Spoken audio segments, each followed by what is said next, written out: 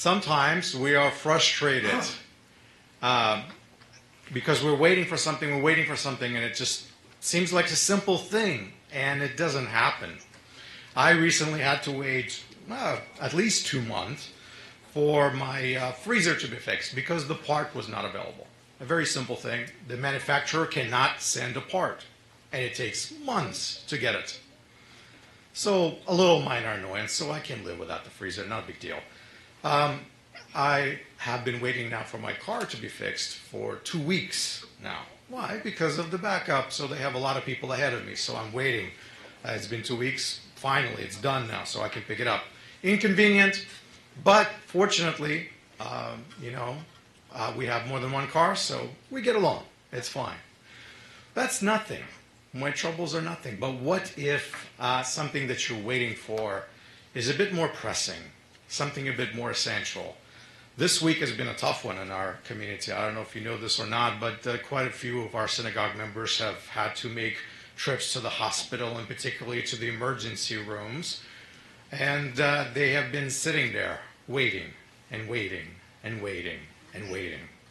And it gets very frustrating.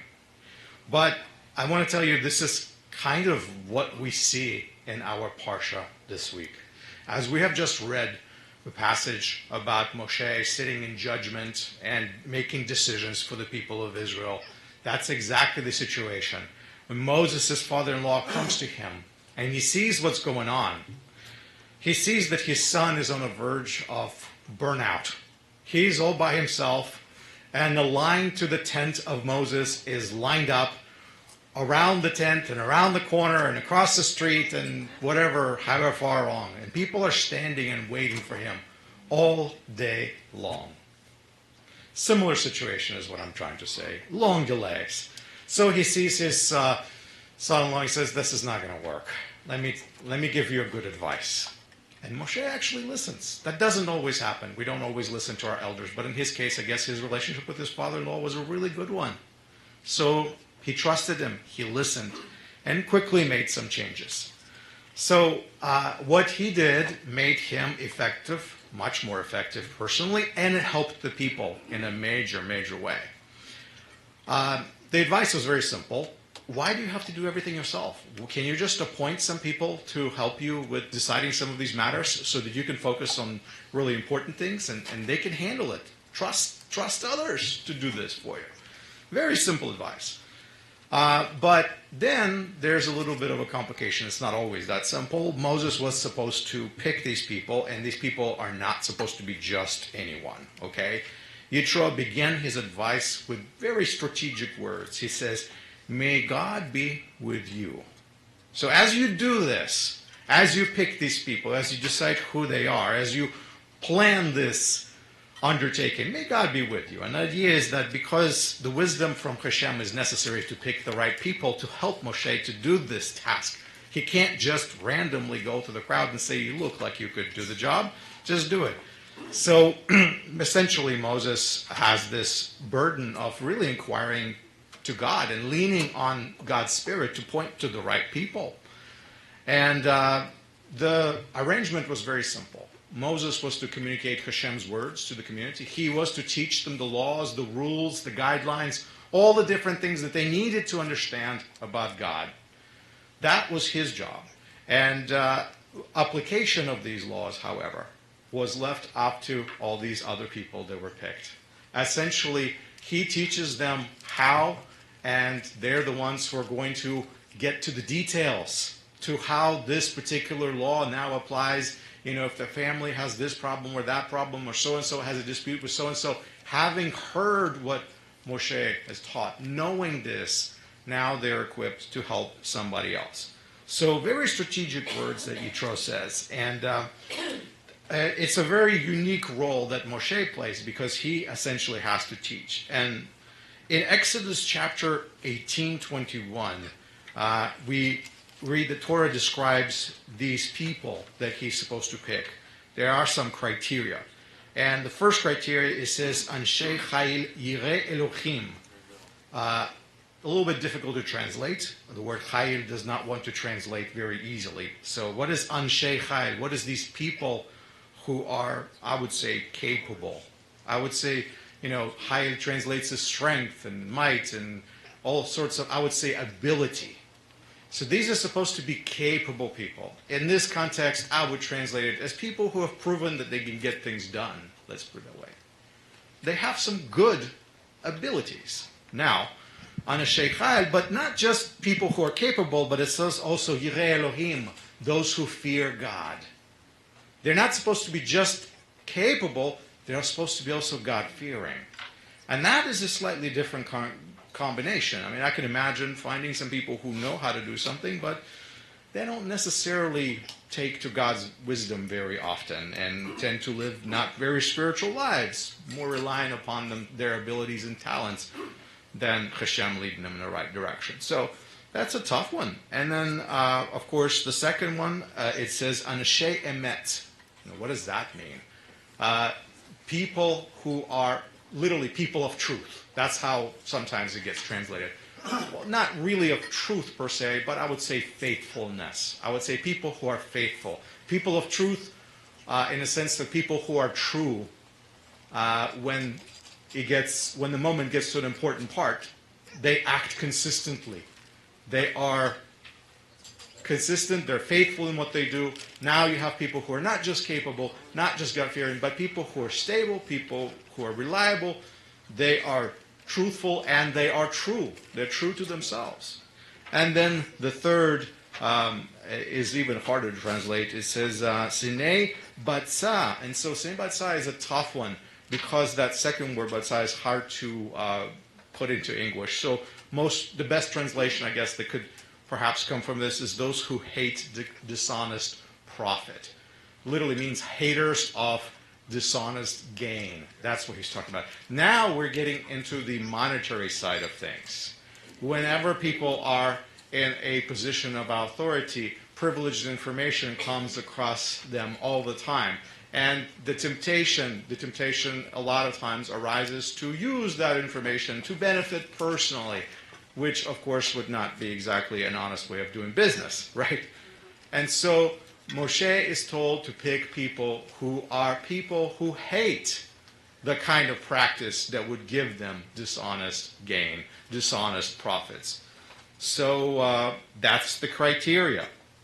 Now later on, we don't see this in this passage necessarily, but later on Torah says that Hashem's spirit came upon the elders that Moshe has picked. So not only they were capable and true and worthy in all these ways that we've talked about, not only did they fit the criteria that was set out, but in the end Hashem supernaturally empowers them just as he empowers Moshe. He gave them some of his spirit.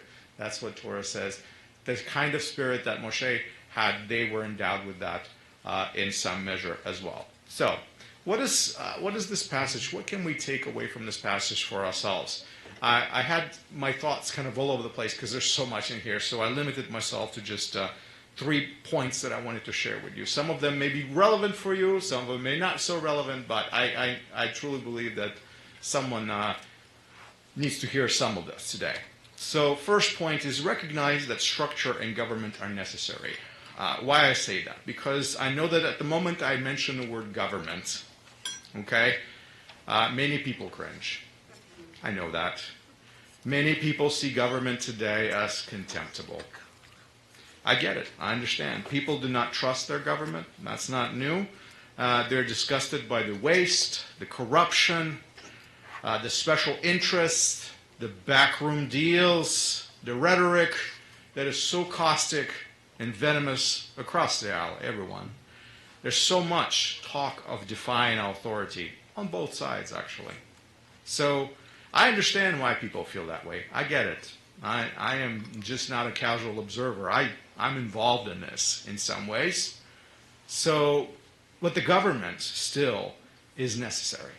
Because, my friends, anarchy is not an option. We need to recognize the need for government. We may not like what we have, but government is not a bad idea, as we could see from this passage in the Torah. It was absolutely necessary. We need structures. We need government. We need leadership. We need these tiers to get things done, essentially. because that's what was happening in ancient Israel.